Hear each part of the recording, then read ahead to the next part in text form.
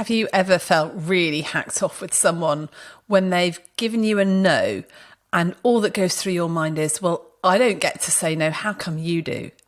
And then we end up saying that someone is flaky or they're acting a little bit entitled, or we even call them a snowflake. And we end up almost feeling bullied by somebody else's boundaries. And we start to tell ourselves all these stories that it's just not fair. I don't get to do that. Why do they? It's just because I'm the boss. If only I had that luxury of being able to say no or set some boundaries. And I was talking at a conference the other week and I had this question from the floor. And the question was, why is it that I can't say no to others, yet I have to put up with other people saying no to me all the time? How does that work?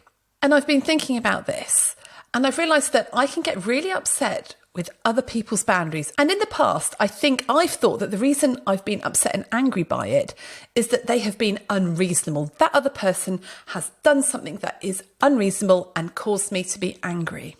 I thought that I felt upset because that person was wrong, or angry because that was my needs and they are treading all over it and just being unfair and unreasonable.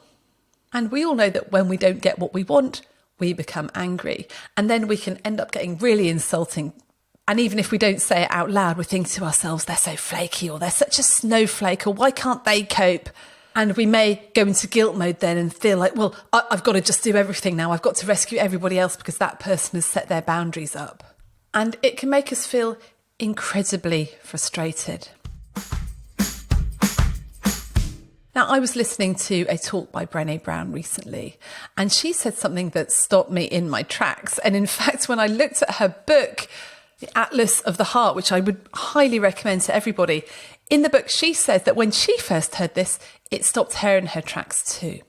Because in Atlas of the Heart, Brené Brown talks about all the different emotions that we feel, and she groups them into different classes of emotion. Now, when somebody sets boundaries with me, one of the foremost emotions I feel is resentment. And Brené Brown talks about resentment. She says it's an old friend. She's known resentment and bitterness for all her life. But recently she found out that resentment, rather than belonging to the anger category of emotions, actually belongs to the envy category of emotions. Now that brings it into a whole other ballpark, because the emotion of envy is incredibly different to one of anger. Anger is when someone has traipsed on our boundaries, when our needs aren't being met. But envy is when somebody else has something that we want. It doesn't mean that somebody else has done something to us. It means that we have an emotion that we want what they want. And side note, they describe jealousy as the emotion you feel when you're in a threesome and someone else has something from someone else that you want and you're pushed out because of that. Now, envy can make us feel hostile. It can make us feel angry and irritated, but it has a very different root. And what envy can do is show us what we wish we had. So when I'm envious, when someone says no to me, I'm envious that I can't say no to them. When someone puts up a boundary and says, I'm sorry, I can't do that particular thing you've asked me to do, I feel envious because I feel that I can't say no to that particular thing as well. So then the problem is not all about them, it's actually all about me. And Brené Brown puts it so well in the book. She says she had thought processes a bit like this. I'm not mad because you're resting. I'm mad because I'm so bone tired and I want to rest. But unlike you, I'm going to pretend that I don't need to. Or I'm not furious that you're okay with something that's really good and imperfect. I'm furious because I want to be okay with something that's really good and imperfect. And this line, your lack of work is not making me resentful. My lack of rest is making me resentful. You see, if we take our anger about someone else's boundaries and we realise that anger is coming from resentment, we start to look at ourselves and we can start to say, what is this showing me about what I need? What do I wish I was able to do? And what happens, it then points to a need that I have and a need that I need to meet, not other people. And it points to something that rather than someone else doing for me, I need to do for myself. Now, there will be many, many situations where people listening to this podcast are the boss and the buck does stop with them and they are going to have to do something if someone else says no. And they feel that they don't have any choice. Side note, we always have a choice, but you have probably decided that the consequences of not doing it are not something that you want to live with or you feel professionally that you can do. But I would just ask you, when you do feel resentful that other people can set boundaries and not you, what is that underlying need? And even if in that situation you have to go ahead and do that, what is there that's the next best thing? What else could you do to meet that need that you've got? You see, I don't think we're very good at recognising our needs, particularly not as healthcare professionals. We're so used to expecting other people's needs to come first, to meeting other people's needs, that sometimes we've actually forgotten what it is that we need in the first place. But envy can show us what we wish we had. And recognising when we're feeling envious is a great way of showing us what we really want. And if we can't recognise envy, then maybe we can start to recognise resentment, and resentment that points towards envy. Because I don't know about you, but all my life I felt quite resentful about quite a few things, about the fact that I was stuck at home a lot of the time with the kids and I couldn't go away and travel. I was resentful about the fact that I had to bear the brunt of the childcare, when actually, instead of asking for what I needed, I played the victim and actually didn't do anything about it myself.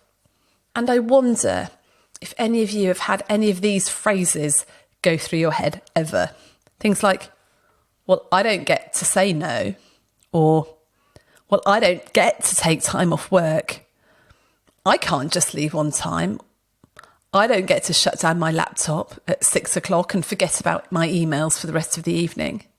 So by recognising resentfulness as envy rather than anger because we've been wronged against, we can start to turn our questions from what have they done to me to what is it that I'm not asking for.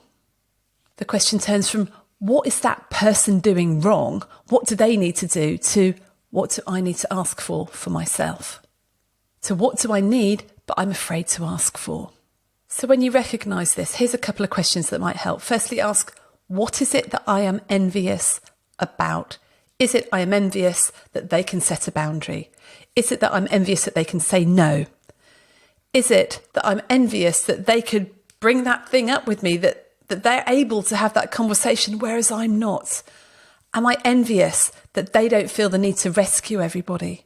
That they don't feel the need to take on all this responsibility? Once I can pinpoint that, then I can start to see what the underlying need is for me. And you can ask yourself, well, what actually is that need? Is it for food, rest, connection, those basic well-being factors? Is it that I want someone to look out for me rather than me looking out for everybody else? Is it that I need to learn to negotiate better? Maybe it's that I want better working conditions. I want a fair workload for myself. And once you've recognised what need there is, you could go deeper and think to yourself, actually, what is stopping me from meeting this need? And here we can go as deep as you want, but I think we'll end up back with our old friend shame. Is it that I can never admit weakness? Is it that I can never admit that I'm not coping, or I feel ashamed that I'm not coping because I think I should always be able to do it all because a doctor is always there and never has any needs?